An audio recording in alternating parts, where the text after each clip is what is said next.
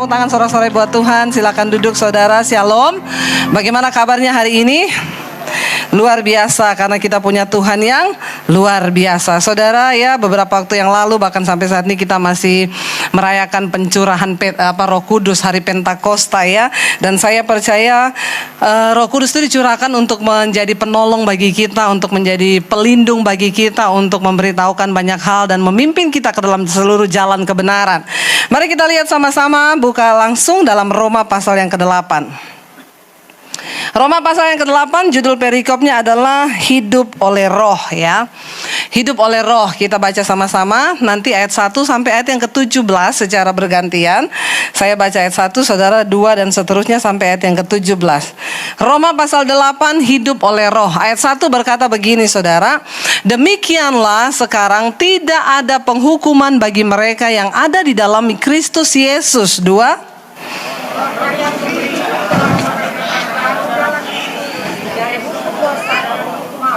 Sebab apa yang tidak mungkin dilakukan hukum Taurat karena tidak berdaya oleh daging, telah dilakukan oleh Allah dengan jalan mengutus anaknya sendiri dalam daging, yang serupa dengan daging, yang dikuasai dosa. Karena dosa, ia telah menjatuhkan hukuman atas dosa di dalam daging. 4.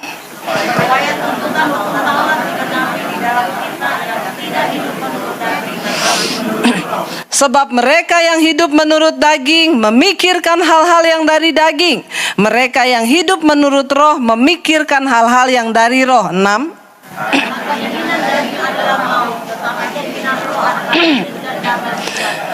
Sebab keinginan daging adalah perseteruan terhadap Allah. Karena ia tidak takluk kepada hukum Allah, hal ini memang tidak mungkin baginya. 8. Tetapi kamu tidak hidup dalam daging, melainkan dalam roh. Jika memang roh Allah diam di dalam kamu. Tetapi jika orang tidak memiliki roh Kristus, ia bukan milik Kristus. Selanjutnya 10. Karena jika Kristus ada di dalam kamu, maka tubuh memang mati karena dosa, tetapi roh adalah kehidupan oleh karena kebenaran. Dan jika roh Dia yang telah membangkitkan Kristus dari antara orang mati diam di dalam kamu, maka Ia yang telah membangkitkan Kristus Yesus dari antara orang mati akan menghidupkan juga tubuhmu yang fana itu oleh rohnya yang diam di dalam kamu. 12. Jadi saudara-saudara, kita adalah orang berhutang, tapi bukan kepada daging, supaya hidup menurut daging. Sebab jika kamu hidup menurut daging, kamu akan mati. Tetapi jika oleh roh kamu mematikan perbuatan-perbuatan tubuhmu, kamu akan hidup. 14. Semua orang yang dipimpin Allah adalah anak Allah. Sebab kamu tidak menerima roh perbudakan yang membuat kamu menjadi takut lagi, tetapi kamu telah menerima roh yang menjadikan kamu anak Allah. Oleh roh itu kita berseru, ya Aba, ya Bapa. 16. Roh itu bersaksi bersama-sama dengan roh kita bahwa kita adalah anak-anak Allah. 17 sama-sama 1, 2, 3. Dan jika kita adalah anak Allah, maka kita juga adalah ahli waris. Maksudnya orang-orang yang berhak menerima janji-janji Allah, yang akan menerimanya bersama-sama dengan Kristus, yaitu jika kita menderita bersama-sama dengan Dia, supaya kita juga dipermuliakan bersama-sama dengan Dia. Katakan amin. Saudara, kalau kita baca satu perikop ini, kalau kita baca ayat yang pertama, jadi makanya saya itu selalu bilang, orang Kristen kalau baca ayat jangan dicomot-comot satu ayat tok. Saudara, kalau baca satu ayat, ini ayat yang pertama pasal yang 8 ini ayat 1 dikatakan begini. Demikianlah sekarang tidak ada penghukuman bagi mereka yang diam di dalam Kristus Yesus. Wah, enak banget saudara ayat ini kalau ketemu sama orang-orang hyper grace. Dia akan bilang, loh kan kita nggak ada penghukuman lagi. Jadi lu selingkuh nggak apa-apa. Ya kamu mau homoseksual nggak apa-apa. Kamu mau lesbi nggak apa-apa. Kamu mau kepahitan sama orang tua. Kamu mau melakukan apa? Nggak apa-apa. Yang penting percaya Yesus. Karena ayat ini berkata tidak ada penghukuman bagi orang yang ada dalam Kristus. Kalau baca ayat jangan dicomot satu-satu, katakan Baca seluruhnya dalam satu pasal ini. Ayat-ayat yang selanjutnya itu berbicara tentang, wah mulai berat tuh saudara. Waktu kita tadi baca mulai ayat 2, 3 dan seterusnya. Ayat yang kedua berkata begini, Roh yang memberi hidup telah memerdekakan kamu dalam Kristus dari hukum dosa dan hukum maut. Sebab apa yang tidak mungkin dilakukan hukum Taurat karena tidak berdaya oleh daging, telah dilakukan oleh Allah dengan jalan mengutus anaknya sendiri dalam daging, yang serupa dengan daging, yang dikuasai dosa, tetapi dia terbukti tidak berdosa. Yesus menjatuhkan hukuman maut atas dosa di dalam daging. Saudara, kemenangan Kristus yang sesungguhnya itu bukan di salib. Salib hanyalah bukti dari ketaatan Kristus. Tapi kemenangan Kristus yang sesungguhnya itu ketika dia bergumul di Taman Getsemani. Keringatnya, Alkitab berkata, bercampur dengan tetesan darah. Kenapa? Dia mengalami depresi tingkat tinggi sampai pembuluh darahnya pecah, lalu bercampur dengan keringat. Siapa yang depresi? Dagingnya. Karena Alkitab berkata, Tuhan telah mengirim Kristus serupa dengan daging. Dia bisa dikuasai dosa, dikuasai oleh daging, tapi dia terbukti tidak berdosa. Saudara, Yesus bergumul di Taman Getsemani 3 kali dengan doa yang sama, dengan tangisan. Dia bilang, Bapa, kalau bisa cawan ini lalu daripadaku. Karena dagingnya berteriak. Dagingnya tahu dia akan mengalami sebuah penyiksaan yang berat. Dagingnya itu berontak, saudara. Sampai kalau saya baca yang di Lukas, saudara, Yesus itu mengutip begini, Bapa, bukankah tidak ada perkara yang mustahil bagimu? Ambil cawan ini. Loh, padahal kan Yesus itu tahu dia datang memang untuk mati. Tapi kenapa dia masih bergumul dengan dagingnya dan berkata, Bapak, tidak adakah yang mustahilkan bagimu? Kenapa engkau nggak ambil saja cawan ini? Tetapi saudara, Yesus di Taman Getsemani sedang memberikan teladan bagi kita yang percaya kepada dia, bahwa mengikut Tuhan bukan mengikuti kehendak kita lagi, tetapi kita harus mengalahkan semua keinginan daging kita dan belajar tunduk kepada kehendak Bapa. Amin. Itulah kekristenan, ya. Lalu ayat selanjutnya berkata begini, kita semua tahu tidak ada satu orang pun yang bisa melakukan hukum Taurat. Saudara, kita tahu bersama ya, hukum Taurat itu berat sekali. Tuhan bikin hukum Taurat untuk mengatur supaya jalan hidup manusia itu baik. Tetapi memang benar ada sebagian orang berkata, bukankah hukum itu dibuat untuk langgar? Katanya begini, kan kalau nggak ada hukum maka tidak ada ya, benar nggak? Kalau di satu perempatan tidak ada lampu merah, maka orang dengan bebasnya menerobos perempatan itu, tidak ada apa-apa kan? Nggak ada pelanggaran kan? Tapi begitu dikasih lampu merah, kalau orang menerobos lampu merah menjadi sebuah pelanggaran, ya. Tapi sebenarnya hukum itu dibuat supaya apa, saudara? Supaya kita ini kan tertib. Saudara tahu nggak, kenapa ada orang itu ikut Tuhan tapi hidupnya itu nggak berbahagia? Sekalipun mungkin dia kaya tapi dia nggak diberkati, ya. Karena bukan tolak ukur orang diberkati Tuhan itu dari hartanya, bukan, saudara, tapi damai sejahtera yang dia miliki dalam hidup. Saudara, kita ini lupa. Ingat saudara, setiap perbuatan yang kita lakukan di dunia ini, itu tanah mencatat perbuatan hidup kita loh. Percaya nggak saudara? Kenapa tanah mencatat? Ketika pertama kali, ini lampunya panas sekali ya. Begini kalau jadi artis nih ya. Lampu sorot, saudara, ya. Nah, ini untuk kepentingan multimedia. Nah, begitu dong, ya. Dari tadi kayak, aduh, udah saya ini tukang panas, saudara, ya. Dikasih lampu lagi yang begini, haleluya. Saudara, ya, jadi haleluya. Ya, padahal nih AC-nya kan udah dingin banget. Saya percaya itu saudara di situ duduk pasti kedinginan kan? Karena kan saudara nggak ngapa-ngapain. Hanya duduk aja. Karena saya ini bergerak. Sekali khotbah itu 200 kalori loh terbakar.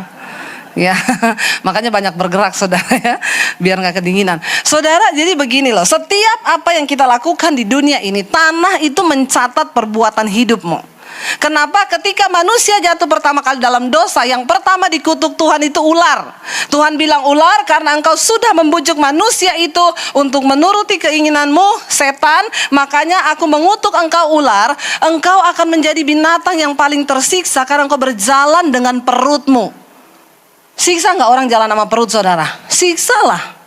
Ular terkutuk berjalan dengan perut. Lalu yang kedua, Tuhan panggil Adam. Adam, Karena kamu sudah mengikuti perkataan ular itu dan perempuan itu, Tuhan gak bilang, maka terkutuklah engkau Adam. Enggak, terkutuklah tanah atas engkau. Maka dengan bersusah payah kamu akan mencari nafkahmu di dunia ini, tapi tanah itu akan mengeluarkan semak dan duri. Jadi yang dikutuk tanah. Kenapa tanah, saudara? Tanah itu berbicara tentang kehidupan. Kita ini dicipta dari tanah loh. Amin. Waktu kita mati nanti kembali menjadi tanah daging ini. Tetapi roh kita itu kembali kepada Allah Bapa, lalu jiwa kita akan dihakimi. Ya, karena roh itu pemberian Allah, nafas hidup yang dihembuskan, tapi jiwa itu keakuan kita, itu yang akan dihakimi. Ini daging kembali ke tanah. Kenapa tanah mencatat? Sejak tanah dikutuk oleh Tuhan, dia mencatat semua perbuatan hidupmu, lalu dia mereport kepada Allah. Ketika Kain membunuh Habel, Tuhan tanya, Kain, di mana adikmu? Kain jawab, emang saya ini penjaga adik saya. Lalu tanah berteriak. Darahnya Habel dari tanah berteriak meminta keadilan kepada Tuhan. Makanya kalau Tuhan mau berkati hidup seseorang, lalu tanah bilang, Tuhan maaf ya, engkau gak bisa berkati orang ini. Kenapa? Catatan tanahnya, catatan hidupnya di atas tanah itu gak baik. Jadi Tuhan gak bisa memberkati. Ya, kenapa? Karena tanah mencatat. Mungkin ada yang bilang gini, saya melakukan kenajisan tapi bukan di atas tanah, di atas apartemen lantai 30. Tapi jangan lupa itu apartemen dibangun di atas tanah. Tanah itu berbicara kehidupan. Yang pertama, manusia dicipta dari tanah. Yang kedua, saudara bayangkan ya, orang potong batang singkong ditancap di dalam tanah. Itu batang akan keluar akar, lalu dia akan menghasilkan umbi, lalu itu akan berbuah. Aneh gak saudara? Tanah ini berbicara tentang kehidupan. Makanya hati-hati ya dengan hidup saudara. Kenapa? Karena tanah mencatat. Pendeta gak lihat hidupmu, temenmu gak lihat, orang tuamu gak lihat, istrimu gak lihat, suamimu tidak melihat, tetapi ada catatan tanah. Dan itu yang akan menghakimi kita kelak. Makanya hati-hati ya, di dalam hidup ini kita harus bertindak hati-hati. Saya kemarin ya, bulan lalu saya ke Palu lagi, yang keempat kali setelah pasca bencana. Ke Palu, adik saya bilang gini, Deb, kita pergi ke tempat daerah yang mereka rumahnya itu jatuh ke dalam tanah, masuk 5 meter ke dalam. Jadi waktu gempa orang cuma lari keluar, tiba-tiba masuk blus masuk sama orang-orangnya. Nah, adik saya bawa saya ke situ. Kami hanya melihat itu hamparan tanah yang sudah ditumbuhi dengan semak belukar. Dan di situ adik saya bilang, kamu tahu ini dulu pemukiman padat penduduk, rumah semua. Ada 700 kakak yang kemudian masuk. Saya berdiri dari atas, yang ambles tuh di bawah saudara. Jadi adik saya bilang itu tanah ambles, bles masuk. Lalu adik saya bilang, kamu tahu nggak Deb, di sini itu dulu tempat perjudian, tempat prostitusi, bahkan wanita hamil bisa jadi taruhan judi di situ.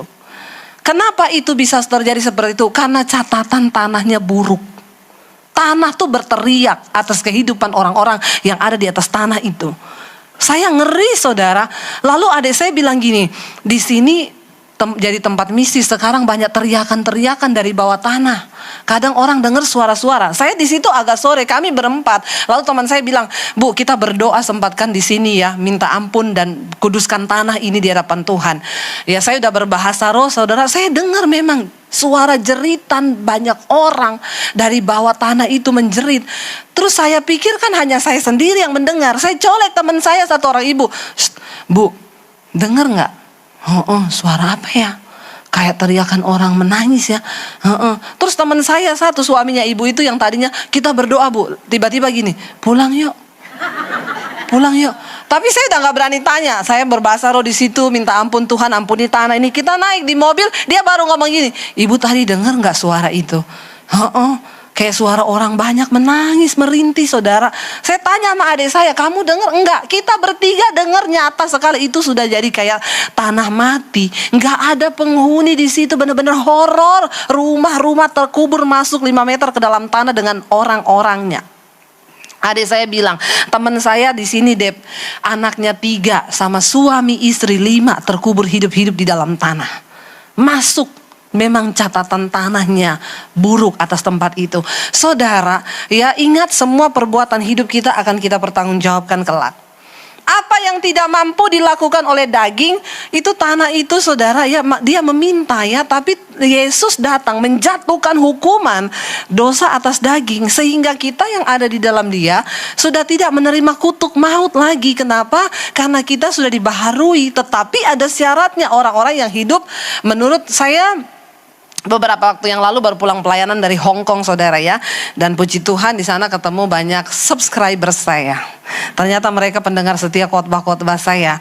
Saudara, saya tuh bingung ya, di Hong Kong itu saya mau tanya saudara, orang yang lebih banyak beragama itu di Indonesia atau di Hong Kong?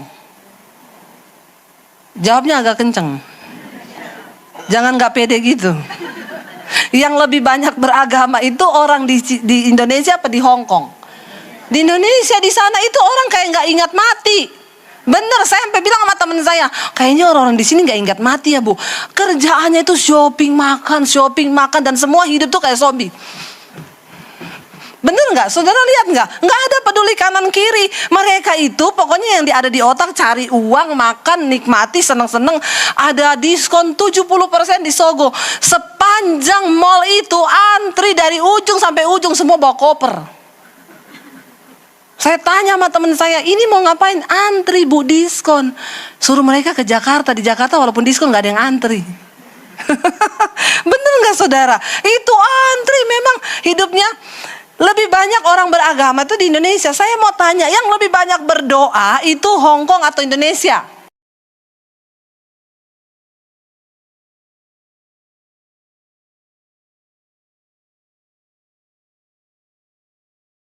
Saya mau tanya, yang negaranya lebih diberkati itu Hong Kong apa Indonesia? Kenapa?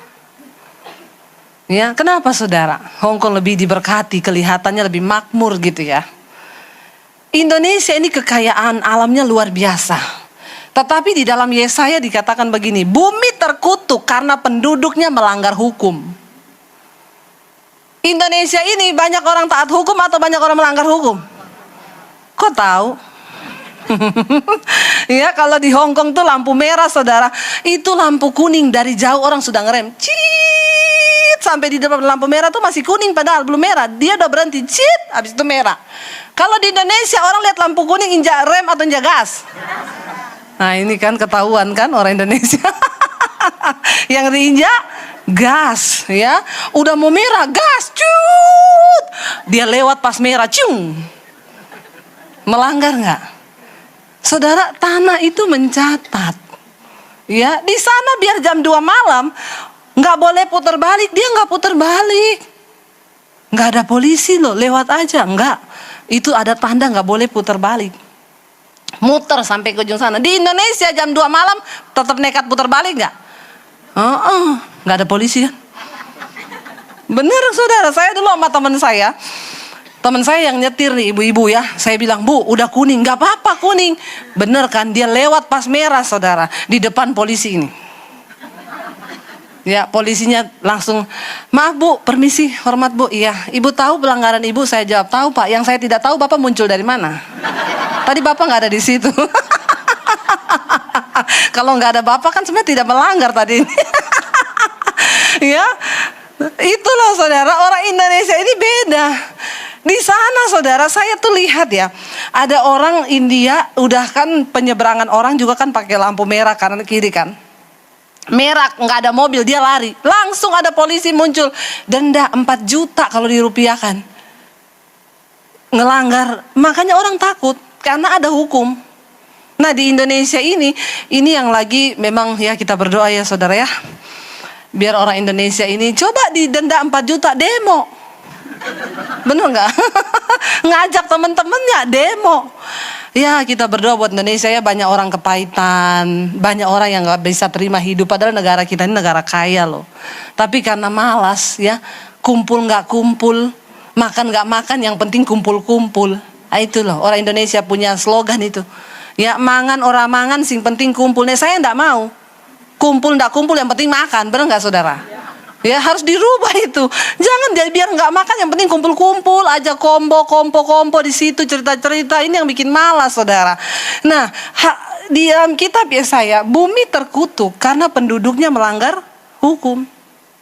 Jangan melanggar hukum, apalagi hukum Tuhan. Tapi kita bersyukur kita sudah dibatalkan, hukum Taurat itu digenapi dalam Kristus. Apa yang tidak bisa dilakukan? Siapa yang bisa lakukan hukum Taurat? Coba, mata ganti mata, gigi ganti gigi, ada yang bisa? Mati kita semua. Nggak ada yang bisa melakukan hukum Taurat. Yesus datang menggenapi apa yang tidak sanggup dilakukan oleh hukum Taurat karena tidak berdaya oleh daging, dilakukan oleh Allah lewat jalan Kristus. Ayat 4 berkata begini, supaya tuntutan hukum Taurat digenapi dalam kita yang tidak lagi hidup menurut daging, tetapi menurut roh. Saya mau tanya di sini, yang sudah percaya Yesus sebagai Tuhan dan Juru Selamat, angkat tangan. Semua yang sudah hidup menurut roh, tidak menurut daging. Nah iya toh, gak ada yang angkat tangan. Ampuni mereka Tuhan, karena mereka pura-pura tidak tahu apa yang mereka lakukan. Ya, kita akan lanjut saudara. Ayat 5 berkata begini, sebab mereka yang hidup menurut daging memikirkan hal-hal yang dari daging, tetapi mereka yang hidup menurut roh memikirkan hal-hal yang dari roh. Yang di sini saya mau tanya yang hadir, setiap hari Anda lebih banyak pikirin daging atau pikirin roh? Daging Bu, sekarang 1 kilo berapa ya? Yang kita pikir itu, kok nggak turun-turun gitu harganya ya. Saudara, jangan terlalu banyak mikir daging ya. Cuma gara-gara harta warisan, ada yang berantem, bunuh-bunuhan. Kenapa? Ngikuti keinginan daging. Kemarin saya baca berita, ada satu orang baru beli mobil baru lebaran, dibakar sama tetangganya karena iri dan dengki. Ditaruh kayu bakar, dibawa disiram bensin, dihidupi api, meledaklah mobilnya. Cuma gara-gara iri hati. Untung bukan beli pesawat dia, cuma beli mobil. Kalau beli pesawat mendarat di atas rumah, coba bayangkan. Saudara ya, ini loh, orang itu sampai demikian hebatnya mengikuti keinginan daging, sampai bakar mobil barunya orang. Jangan ikuti dagingmu, daging itu membinasakan. Amin. Cuma gara-gara keinginan daging kita rela berantem. Makanya orang Kristen itu sekarang ya, banyak yang cuma heboh di gereja. Kalau hari Minggu udah kayak beneran aja nyanyi, aku mengasihi Engkau Yesus dengan segenap hatiku. Padahal kepahitan sama mertua, kepahitan sama saudara ipar, kepahitan sama saudara kandung. Udah gak berbicara 1 tahun, tapi bisa nyanyi, aku mengasihi Engkau Yesus dengan segenap hatiku. Malaikat bilang, pencitraan lu. Hello. Amin saudara. Yuk kita menghidupi kekristenan yang sesungguhnya. Kristen itu apa? Menyangkal daging kita, mengikuti teladan Kristus yang berkata, Bapa, kalau kehendakku lalukan cawan ini, tapi biar kehendakmu, aku mau mengalahkan semua keinginan dagingku. Katakan amin saudara. Orang yang hidup dipimpin daging, dia pikir semua daging terus. Saya gak terima loh diginiin, masa saya difitnah. Tapi orang yang dari roh memikirkan, saya memang difitnah, tapi tidak apa-apalah. Berarti Tuhan izinkan supaya saya belajar mengampuni orang yang memfitnah saya. Amin. Kan begitu kan? Harusnya orang Kristen kan?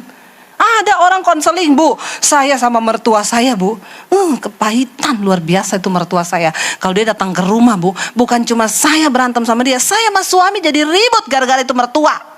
Buat ibu-ibu, saya mau bilang ya, yang masih sering kepahitan sama mertua, itu suami kita yang lahirin itu mertua kita.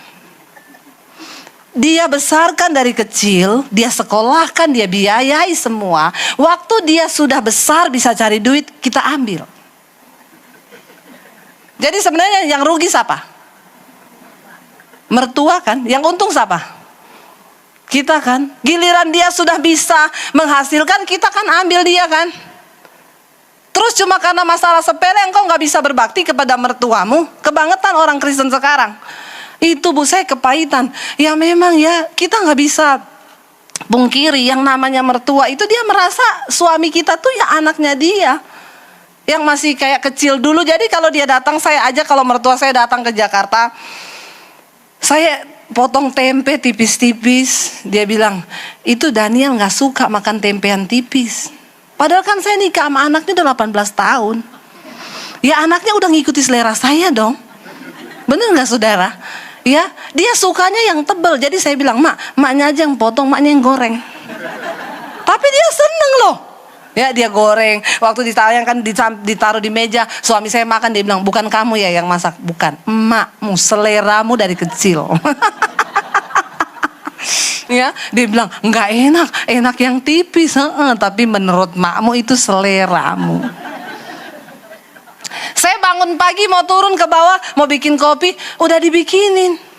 Oh mau bikin apa kopi? Sudah aku bikinin, punyanya Daniel kan. Saya tahu kok dia tuh suka kopi 1 sendok. Padahal kan dia menikah sama saya udah 18 tahun. Selera kopinya udah ngikutin saya. Bener gak saudara? Suami saya minum, bukan kamu yang bikin ya, bukan, emakmu. Makanya ndak enak buatanmu, pura-pura enak aja ya, biar dia seneng. Ya udah pura-pura enak aja. Seringkali kita harus mengorbankan sedikit daging kita lah ya. Saya pulang dari mana masuk rumah, Ji, ini kok rumah semua berbeda nih tatanannya, kenapa dipindah-pindah? Anak saya bilang, biasa mam, ibu negara. Saya bilang enggak apa-apa. Kalau ibu negara pulang ke negaranya, kita balikin lagi ke tempatnya semula. Lo bener nggak saudara? Jangan di depan dia lo ajak berantem. Ini kok dipindah di sini sih bu? Kan saya nggak mau kayak begini. Anda juga tidak waras. Amin. Orang yang hidup dipimpin roh itu suka damai sejahtera. Amin. Ya ada yang bilang itu ya bu, mertua saya datang seminggu, saya ribut sama suami saya sampai saya jengkel, saya belikan 1 tanaman. Mertua saya datang, ini tanaman bagus banget, namanya apa? Lidah mertua. Itu tanaman lidah mertua, saudara tahu yang panjang-panjang kayak pedang. Langsung mertuanya tersinggung, angkat koper pulang kampung. Janganlah ya saudara ya, kita yang sudah dipimpin roh ini belajar. Saya selalu bilang sama suami saya, sesekali kamulah yang ngasih duit sama makmu dari tanganmu, jangan dari saya terus. Biar dia tahu anaknya itu sayang sama dia. Amin ibu-ibu. Yang ada tuh saya dapat konseling, bu boro-boro bu, saya aja mau kasih duit sama mak saya harus sembunyi dari istri saya bu. Coba saudara ya, kalau ada istri yang begini bertobatlah kau. Jangan sampai kau binasa loh. Bener loh saudara ya. Orang yang hidup menurut daging itu pikirin hal-hal dari daging. Sukanya berantem, perpecahan, tidak damai sejahtera. Tapi orang yang hidupnya dipimpin roh, dia mau yang damai-damai aja yuk. Amin. Di gereja juga begitu. Jangan jadi orang yang tidak membawa damai. Maunya berantem, maunya ribut. Kan semua ada cara untuk penyelesaikan, bicarakan baik-baik. Belajarlah mengalah. Karena disinilah kita dibentuk, amin. Kalau di tempat ini tidak ada pertikaian, maksudnya saudara gak pernah digesek, oh berarti gak sehat nih. Harus ada gesekan. Tapi setelah digesek, engkau merespon dengan rohmu. Kenapa saudara? Karena manusia itu menajamkan sesamanya. Istri yang tajam kan siapa? Suami. Suami yang najam kan siapa? Istri. Tapi Tuhan itu sebenarnya baik loh. Saudara, kita ini diciptakan Tuhan dengan kepribadian yang berbeda-beda kan. Saudara sudah pelajari kan ya, foto karakter tuh saudara udah pelajari semua, saya yakin ya. Ada yang udah tahu kan kepribadiannya tuh apa. Ada yang kolerik, ada yang flegmatik, ada yang sanguin ya, ada yang melo. Kalau kenapa Tuhan ciptakan kepribadian ini nggak bisa dirubah loh. Ini sudah begitu. Yang dirubah itu kebiasaan yang buruk, tapi kepribadian seperti itu. Orang kolerik itu sebenarnya kalau saudara belajar dari kepribadian, Tuhan tuh baik. Orang kolerik itu jodohnya cuma sama flegmatik. Jangan coba nikah sama yang lain. Pasti rumah tanggamu itu. Jadi Tuhan itu kasih kepribadian kita untuk kita bisa tahu kerjaan kita apa. Yang bisa jadi guru itu orang flegma, ya. Kenapa? Dia datang, anak-anak, PR kemarin sudah dikerjakan? Belum pak. Oh enggak apa-apa, nanti kerjakan loh ya. Kamu jangan pulang sebelum kerjakan. Ya, kalau orang sanguin jadi guru, bubar itu kelas saudara. Dia masuk udah, halo anak-anak, hai, siapa yang bikin PR?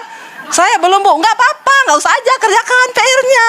Yang penting lu masuk, bubar. Itu anak murid jadi liar.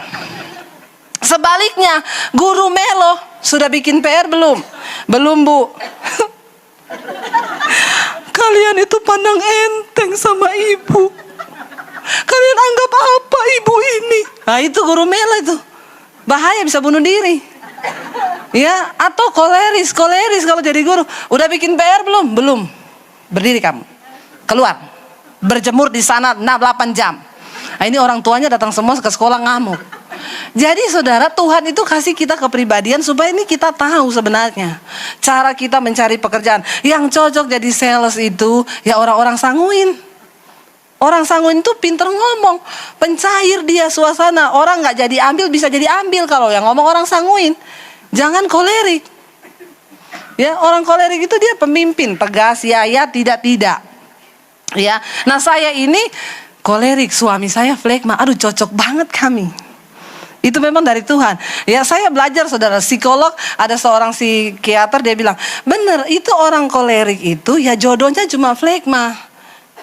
Kalau orang kolerik nikah sama orang melo, saudara, aduh ya yang melo bisa bunuh diri. Bener ya. Atau sebaliknya orang sanguin nikah sama sanguin, itu rumah tangga jadi apa? Berantakan rumah semua saudara.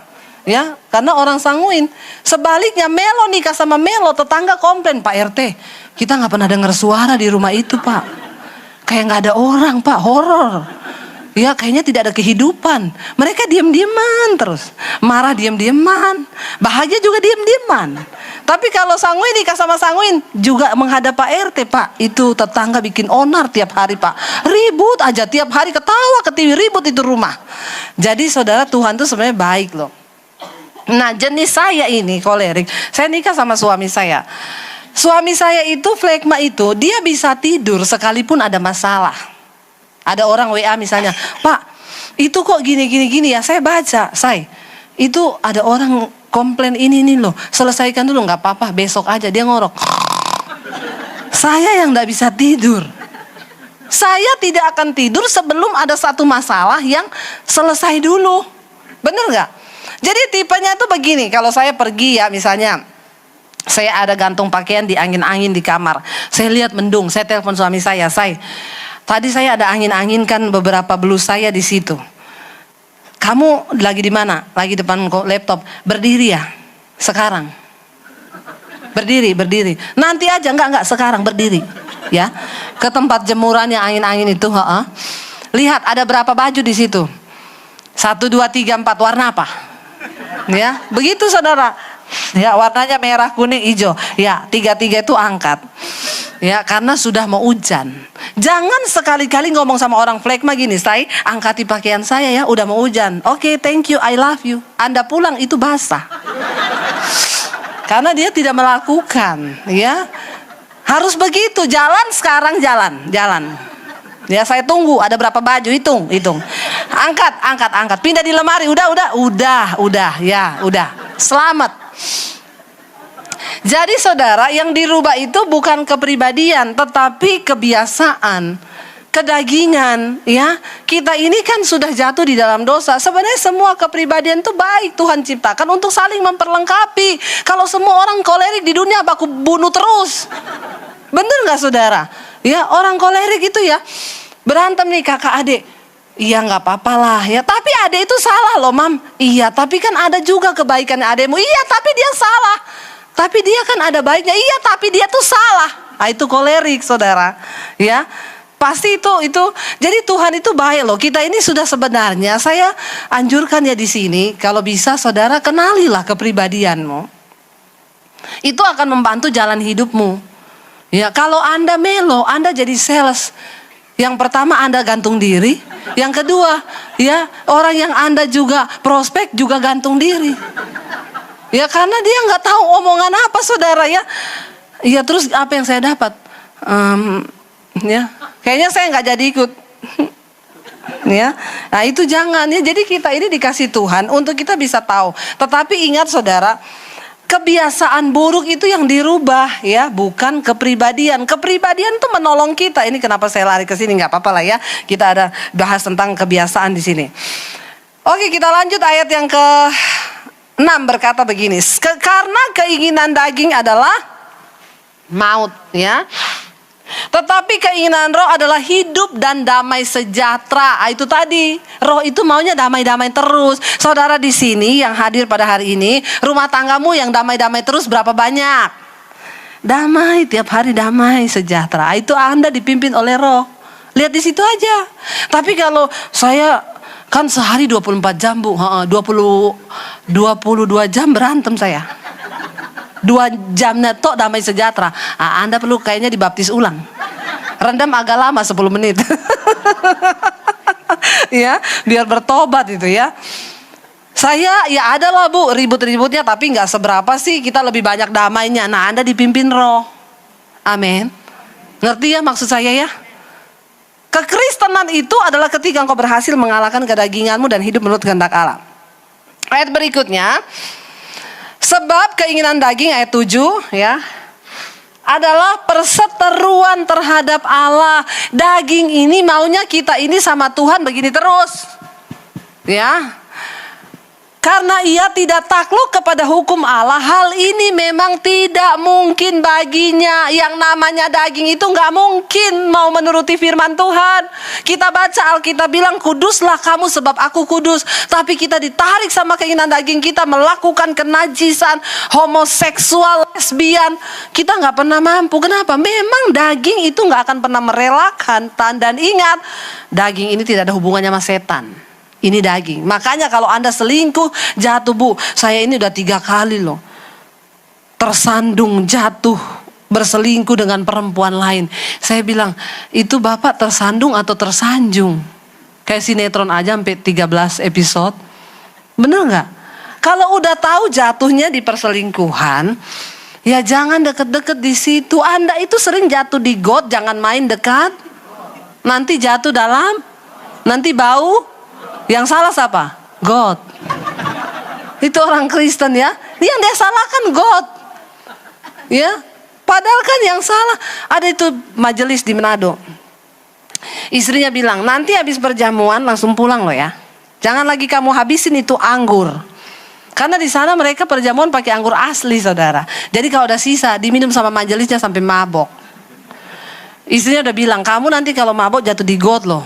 Enggak, saya hafal semua got. Bener, begitu hari Minggu ada orang pulang ngomong ke istrinya, bu, Bapak jatuh di got sana bu. Dia datang, saya kan udah bilang kamu, kenapa lagi kamu jatuh di got sini? Dia bilang, saya tahu di sini kemarin tidak ada got, ada yang pindahin nih got ke sini. Siapa yang pindahin? Orang mabok kan saudara. Jangan dekat-dekat sama got. Udah tahu lu sering jatuh di got, ya jangan main dekat. Nanti jatuh di got, bau got, yang salah got. Bertobat ya. Daging ini gak ada hubungannya sama setan. Ini daging. Mereka yang hidup dalam daging, ayat 8, tidak mungkin apa? Berkenan kepada Allah. Loh saya pendeta loh, gak peduli. Kamu hidup menurut daging, kamu tidak berkenan di mata Tuhan. Tapi saya pengerja bu, setiap hari Minggu saya pakai hitam putih di gereja. Tapi kalau engkau hidup menurut daging, engkau tidak berkenan sama Tuhan. Saya worship leader loh, singers yang tiap hari Minggu berdiri di sini. Maaf, sekalipun engkau WL singers, kalau engkau hidup menurut daging, maka engkau tidak berkenan kepada Tuhan. Saya pemain musik, maaf ya saudara. Semua jabatan kepelayanan kita nggak ada hubungannya sama kekristenan kita. Amin. Itu mah cuma banyak kan sekarang orang pengen tampil di gereja ya. Kemarin saya pelayanan di Pekanbaru. Gembalanya turun. Di sana kan ada waktu family time ya, 5 menit itu. Dia salaman sama satu orang jemaat baru. Kenalan. Gembalanya tanya, namanya siapa ya? Dia bilang, nama saya Budi. Anda? Gembalanya juga namanya Budi kan? Saya juga Budi. Oh sama dong kita namanya Budi. Terus dia tanya sama gembalanya, kamu udah berapa lama di sini? Udah 3 kali ikut ibadah. Oh, terus tujuannya gimana? Saya pengen naik di mimbar itu loh, mau apa? Main musik. Saya ini pemain gitar. Jadi kapan ya saya bisa dijadwal ya? Kan ada orang-orang model begini kan saudara. Ya, dia datang ke gereja, dia pikir dengan enaknya aja dia bisa langsung naik ke sini. Sekarang itu jarang orang berjalan dalam panggilan loh. Ya, jadi hati-hati para pemain musik, para worship leader, singers. Engkau di sini bukan cuma menyalurkan hobi loh. Ya, karena engkau hobi main musik. Ya, kalau engkau hidupmu dipimpin daging, mending engkau main di kafe. Amin. Nggak ada tuntutan apa-apa di sana. Tapi ketika engkau ada di mimbar ini, engkau jadi imamnya Tuhan, maka wajib bagimu untuk hidup dipimpin oleh Roh. Amin. Jangan ikut-ikutan, cilaka. Pukulannya lebih banyak daripada orang main di kafe. Karena memang mereka nggak tahu kebenaran. Benar nggak? Ada satu pendeta juga, dia bimbing orang-orang gila, saudara. Lalu, Pak, ini udah sembuh kayaknya. Dites, kamu udah sembuh? Oh, udah dong, Pak. Bapak nggak lihat saya udah sembuh. Oh iya, jadi kalau udah sembuh nanti mau apa? Mau masuk sekolah Alkitab. Weh, yakin? Orang waras aja nggak ada loh yang mau masuk sekolah Alkitab. Ya, iya mau masuk sekolah Alkitab. Lalu kalau udah selesai dari sekolah Alkitab mau ngapain? Gantiin bapak jadi gembala. Langsung dia bilang, bawa pulang, masih sakit ini. Ya, bener. Ya, begitu 3 bulan kemudian dibawa lagi, Pak. Ini udah sembuh benar-benar. Benar udah sembuh? Iya, udah sembuh. Iya, Pak. Masih mau sekolah Alkitab? Enggak, Pak. Waras ini. Ya, karena memang yang mau jadi pendeta itu cuma orang gila. Kalau nggak gila jangan jadi pendeta, amin. Ya, bener. Lalu mau sekolah Alkitab lagi? Enggak, Pak. Lah terus mau ngapain? Buka toko aja. Nah ini waras sudah. Bawa pulang. Ada orang-orang itu, saudara, yang nggak berjalan dengan panggilan dalam pelayanan, cuma punya ambisi nanti saya jadi gini, nanti jadi gini. Nggak bisa. Ya. Ketika engkau terpanggil menjadi anak Tuhan, jadi pelayan Tuhan, otomatis engkau harus menyangkal dagingmu dan belajar hidup dipimpin oleh Roh Kudus. Lalu dikatakan di sana begini, ayat 9. Tetapi kamu tidak hidup dalam daging, melainkan dalam roh. Jika memang roh Allah diam di dalam kamu. Tetapi jika orang tidak memiliki roh Kristus, engkau bukan milik Kristus. Makanya banyak orang yang pede, merasa udah percaya Yesus. Di akhir zaman nanti Tuhan bilang, maaf, aku akan berterus terang kepadamu hari ini. Aku tidak pernah mengenal engkau, sebab engkau pembuat kejahatan, engkau hidup menurut dagingmu. Amin, saudara. Jadi kita dikatakan Tuhan gak kenal. Kenapa? Engkau pembuat kejahatan, engkau gak nuruti keinginan Rohku. Roh Kudus membantu kita untuk taat pada hukum Tuhan dan belajar hidup kita ini diubahkan. Selanjutnya, ayat yang berikutnya coba kita baca, ayat yang ke-10.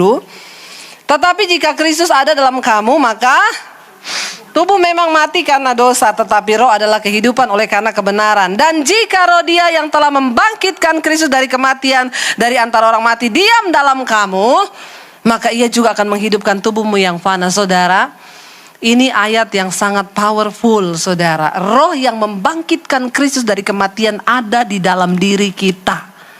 Jadi tidak mungkin ada satu orang bisa berkata, Bu, saya gak bisa lepas dari rokok. Itu roh yang sudah mengikat saya seumur hidup. Hei, engkau tidak menyadari ayat ini. Roh yang membangkitkan Kristus ada dalam dirimu. Masa Dia tidak bisa membuat engkau lepas dari ikatan rokok? Amin. Masa Dia gak bisa membuat engkau dilepaskan dari marah-marah? Masa Dia gak bisa lepaskan engkau dari kenajisan, dari percabulan? Itu roh yang membangkitkan Kristus dari kematian. Dia sanggup melakukan apa saja ketika engkau mempercayakan hidupmu kepadanya. Katakan amin. Yang selanjutnya saya pengen kita baca. Ketika Roh Kudus ada dalam hidup kita, yang pertama Dia mengubahkan kita menjadi orang-orang hidup dipimpin oleh roh dan tidak menurut daging lagi. Yang kedua, saudara, kita baca ayat yang ke-14. Semua orang yang dipimpin roh Allah adalah anak Allah. Kamu tidak menerima roh perbudakan yang membuat kamu menjadi takut lagi, tetapi kamu telah menerima roh yang menjadikan kamu anak Allah. Oleh roh itu kita berseru, ya Aba, ya Bapa. Ayat 16 ini loh, ketika Roh Kudus ada dalam hidupmu, roh itu apa, saudara? Bersaksi bersama-sama dengan roh kita bahwa kita ini adalah orang yang hidupnya dipenuhi oleh Roh Kudus. Engkau tidak akan tahan untuk menyaksikan bahwa dalam dirimu itu ada roh yang luar biasa yang sudah mengubahkan hidupmu. Amin, saudara. Saya berdoa, saudara, kita ini adalah orang-orang yang ingin mempercepat kedatangan Tuhan. Pak Niko berkata, saudara, di dalam pastor message-nya, kita ini orang-orang yang mempercepat kedatangan Tuhan. Berapa banyak di sini orang yang mau Tuhan cepat datang? Yang mau supaya Tuhan segera datang berapa banyak?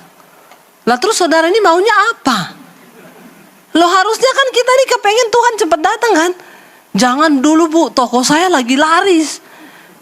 Di dalam kehidupan sana lebih enak hidupnya, udah gak mikirin toko laris lagi. Ada dalam kehidupan kekekalan, tidak ada air mata, tidak ada tekanan. Di sana tuh enak. Di sini kan kita hanya perantau. Jadi sesungguhnya harusnya orang yang dipenuhi oleh Roh Kudus, dia pengen cepat-cepat Tuhan datang. Saya tuh pengen Tuhan cepat datang. Amin. Bertobat ya yang gak pengen Tuhan cepat datang. Itu alasannya kenapa? Saya belum siap, makanya bertobat, amin. Biarkan hidupmu dipimpin oleh Roh, supaya engkau mau Tuhan cepat datang.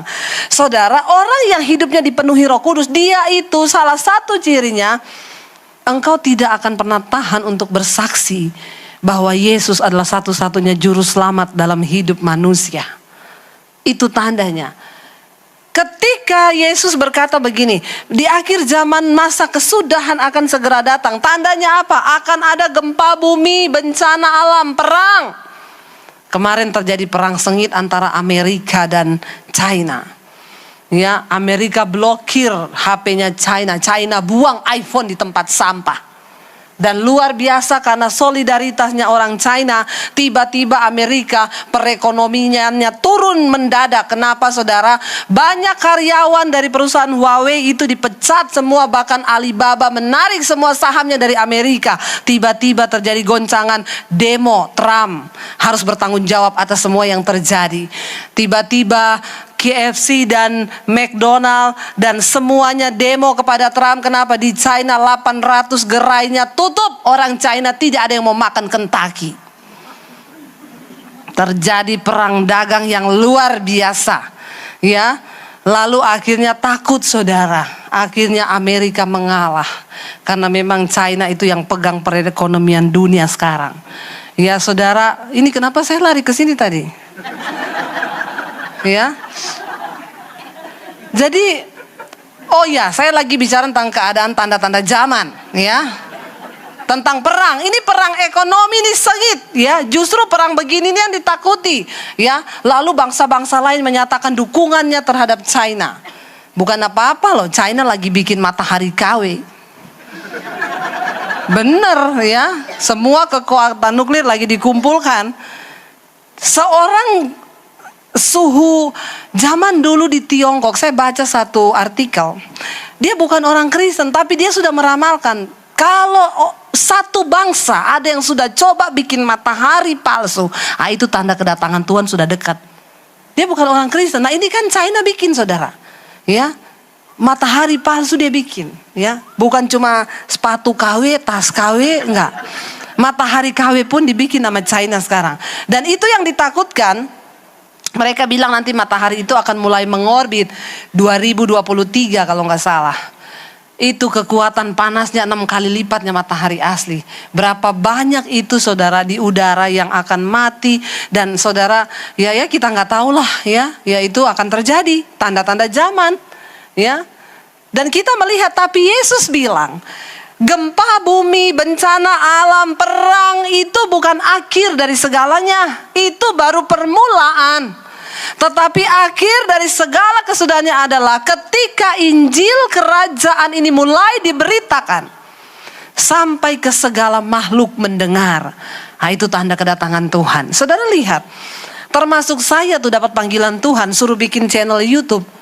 Kenapa? Saya kaget saudara, dari antar benua, itu gak ada yang bisa membendung YouTube kan. Di kamar-kamar tidur, lintas agama, lintas budaya, lintas negara, itu orang dengar semua.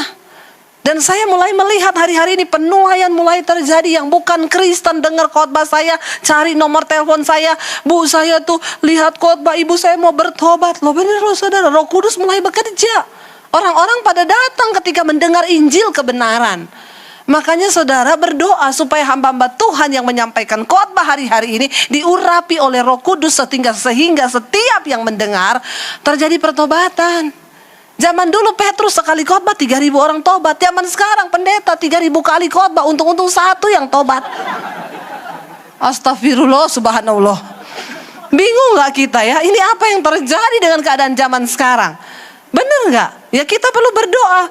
Saudara, orang yang punya Yesus, itu dia punya Roh Kudus, Anda gak akan tahan. Dan Roh Kudus akan menuntun. Kalau udah ketemu Roh Kudus, dia tidak akan bisa ada yang tutupin. Makanya ada seorang ibu, bu, anak saya dihamili bu sama orang beda agama. Sekarang dia mau pindah agama, biarin aja, itu belum ketemu Tuhan. Belum ketemu Roh Kudus. Saya udah larang jangan pindah agama. Dia bilang dia mau bunuh diri, ya iya kan? Mending lu jangan paksa. Karena apa? Dia benar terjun nanti dari mall. Mending biarin aja. Kenapa? Nanti kalau Roh Kudus jamah dia, sekarang bagianmu berdoa buat dia supaya Roh Kudus jamah dia. Karena percuma saudara. Makanya orang yang duduk di gereja itu gak semua sudah dipenuhi Roh Kudus. Karena kalau orang tidak memiliki Roh Kristus, engkau bukan milik Kristus. Sekalipun engkau terdaftar jadi anggota gereja. Saudara mengerti sekarang? Berapa banyak yang mau dipenuhi Roh Kudus? Mari bangkit berdiri bersama.